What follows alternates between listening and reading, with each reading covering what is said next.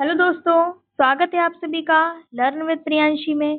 तो आज हम लोग सीरीज 2 स्वतंत्रता संग्राम 1858 से 1947 तक की बात करेंगे, जिसमें हम लोग केवल आज कॉन्सेप्ट समझेंगे और 10 एमसीक्यूज को सॉल्व करेंगे। ठीक है, तो चलिए शुरू करते हैं। तो सबसे पहले भारतीय राष्ट्रीय कांग्रेस की स्थापना के बारे में कुछ जो पॉइंट्स हैं, मेन पॉइंट्स, उनकी बात करेंगे। ठीक है, ज्यादा डिटेल में हम बात नहीं करेंगे। जो मेन मेन पॉइंट्स हैं केवल उन्हीं की हम बात करेंगे। ठीक है, तो 1885 में भारत में पहली बार संगठित राजनीतिक पार्टी की स्थापना हुई थी। ठीक है, क्या कह रहे हैं कि 1885 में भारत में पहली बार संगठित राजनीतिक पार्टी की स्थापना हुई थी। ये पॉइंट आपका हो गया एक। इसका उद्देश्य क्या था? भारतीयों के हितों की ब्रिटिश सरकार के सामने रक्षा करना, ये इसका उद्देश्य था। धीरे धीरे यह स्वतंत्रता संग्राम का मुख्य संगठन बन गया। ठीक है, तो ये आपका तीसरा पॉइंट हो गया। अब देखिए कि इससे प्रश्न क्या पूछा जा सकता है। तो इससे आपका प्रश्न पूछा जा सकता है कि भारतीय राष्ट्रीय कांग्रेस की स्थापना कब हुई थी। ठीक है, तो आपका ऑप्शन डी गलत हो जाएगा। 1919 में नहीं हुई थी, 1920 में भी नहीं हुई थी, 1905 में भी नहीं हुई थी। आपका ऑप्शन ए 1885 में हुई थी। आपका ऑप्शन ए करेक्ट हो जाएगा। ठीक है, आगे देखिए। अब बात करते हैं स्वदेशी आंदोलन की। तो इसके कुछ मुख्य पॉइंट्स जो है उनको देखेंगे। तो स्वदेशी आंदोलन 1905 में बंगाल विभाजन के विरोध में शुरू हुआ था। ठीक है, इसका मुख्य लक्ष्य क्या था? विदेशी वस्तुओं का बहिष्कार करना और भारतीय वस्तुओं को बढ़ावा देना। ठीक है, यह आंदोलन भारत में आर्थिक आत्मनिर्भरता की दिशा में पहला कदम था। ठीक है, ये वाला पॉइंट आपका मेन है, इसको याद रखिएगा। ठीक है, बाकी जो मेन मेन पॉइंट्स है केवल हम वही देखेंगे जो हमारे एमसीक्यू सॉल्व करने में मदद करेंगे।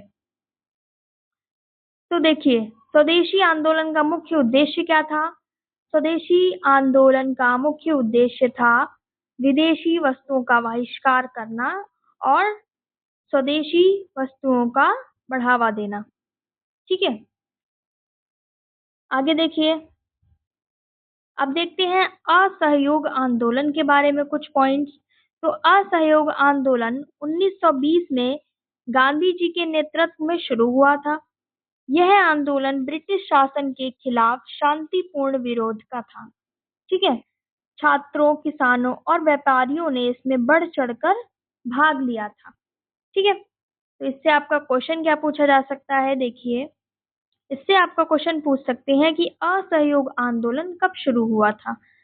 तो आपको क्या बताना है कि असहयोग आंदोलन 1920 में शुरू हुआ था। ठीक है, ऑप्शन बी आपका करेक्ट हो जाएगा। आगे देखिए। अब है भारत छोड़ो आंदोलन।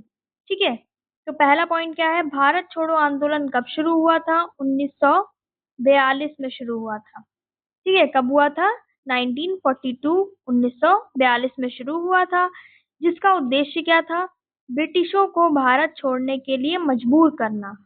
और किसके नेतृत्व में किया गया था? महात्मा गांधी के नेतृत्व में किया गया था।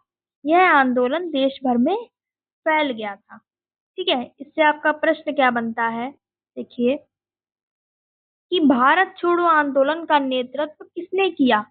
तो आप क्या कहेंगे कि महात्मा गांधी जी ने भारत छोड़ो आंदोलन का नेतृत्व किया था। तो ऑप्शन बी जो है वो आपका करेक्ट हो जाएगा। ठीक है, अब देखिए अगला। रॉलेट एक्ट और रॉलेट एक्ट और सविनय अवज्ञा आंदोलन। ठीक है, तो 1919 में ब्रिटिश सरकार ने रॉलेट एक्ट लागू किया था। कब? 1919 में किसने? ब्रिटिश सरकार ने रॉलेट एक्ट को लागू किया था। इसके तहत लोग बिना मुकदमा के जेल में डाल दिए जा सकते थे। ठीक है, क्या था कि इसके तहत क्या था कि लोगों के ऊपर बिना मुकदमा किए उनको जेल में डाला जा सकता था। ठीक है, गांधी जी ने इसके विरोध में सविनय अवज्ञा आंदोलन शुरू किया था। तो इससे आपका प्रश्न क्या पूछा जा सकता है, देखिए कि रॉलेट एक्ट के खिलाफ किस आंदोलन की शुरुआत हुई थी।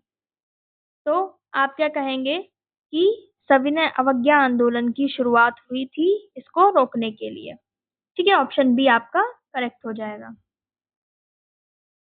आगे देखिए, गैर सहयोग आंदोलन। ठीक है, तो असहयोग आंदोलन का उद्देश्य था ब्रिटिश शासन का बहिष्कार करना। क्या था? ब्रिटिश शासन का बहिष्कार करना। इसमें सरकारी स्कूल, सरकारी नौकरी, ब्रिटिश वस्तुएं और न्यायालय का बहिष्कार शामिल था। यह आंदोलन शांतिपूर्ण विरोध का अच्छा उदाहरण था। ठीक है, ये पॉइंट्स आपको याद रखने हैं। अगर आप ये 3 पॉइंट्स जो मैं लिखवा रही हूँ वो आप याद रखेंगे तो आपका एमसीक्यूज आसानी से सॉल्व हो जाएगा। तो इससे देखिए क्वेश्चन क्या बनता है आपका, गैर सहयोग आंदोलन का मुख्य उद्देश्य क्या था। ठीक है, तो ब्रिटिश शासन का बहिष्कार इसका मुख्य उद्देश्य था, यानी कि ऑप्शन ए आपका करेक्ट हो जाएगा। ठीक है, आगे देखिए, अगला है नमक कानून आंदोलन। ठीक है, सॉल्ट सत्याग्रह। ठीक है, 1930 में गांधी जी ने दांडी मार्च किया। ठीक है, जिसका उद्देश्य क्या था? ब्रिटिश के नमक कानून का विरोध करना।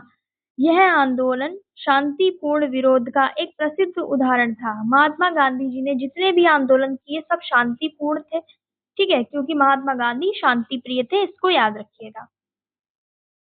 तो इससे आपका क्वेश्चन क्या बन सकता है कि नमक कानून आंदोलन का नेतृत्व किसने किया था। तो महात्मा गांधी जी ने नमक कानून आंदोलन का नेतृत्व किया था। ऑप्शन बी आपका करेक्ट हो जाएगा। अब देखिए, भारत छोड़ो आंदोलन की शुरुआत। भारत छोड़ो आंदोलन 1942 में शुरू हुआ था, जिसका उद्देश्य था ब्रिटिश सरकार को भारत छोड़ने के लिए मजबूर करना। और इस आंदोलन में पूरे देश में जनता ने भाग लिया था। ठीक है, इससे आपका क्वेश्चन क्या बन सकता है, भारत छोड़ो आंदोलन कब शुरू हुआ था। तो आप क्या कहेंगे, 1942 में भारत छोड़ो आंदोलन शुरू हुआ था। कब? 1942, यानी कि ऑप्शन बी आपका करेक्ट हो जाएगा। आगे देखिए, स्वराज का अर्थ। ठीक है, तो स्वराज का अर्थ स्वतंत्रता, स्वतंत्र शासन या आत्मशासन होता है। गांधी जी ने इसे स्वतंत्रता संग्राम का लक्ष्य बनाया था। यह नारा कांग्रेस के सभी सत्रों में प्रचारित किया गया था। ठीक है, तो इससे आपका प्रश्न क्या बनेगा, देखिए कि स्वराज क्या है। स्वराज क्या है? तो स्वराज है स्वतंत्र शासन। ठीक है, स्वतंत्र रूप से शासन का मतलब क्या है? स्वराज है। तो ऑप्शन ए आपका करेक्ट हो जाएगा। अब देखिए, अब है आपका 10th और लास्ट, स्वदेशी आंदोलन का आरंभ। ठीक है, तो 1905 में बंगाल विभाजन के विरोध में शुरू हुआ था। ठीक है, इसका मुख्य लक्ष्य था ब्रिटिश वस्तुओं का बहिष्कार और भारतीय वस्तुओं को बढ़ावा देना। यह आंदोलन आर्थिक स्वतंत्रता की दिशा में पहला कदम था। तो इससे आपका प्रश्न क्या पूछा जा सकता है, देखिए जरा कि स्वदेशी आंदोलन का आरंभ किस वर्ष हुआ था।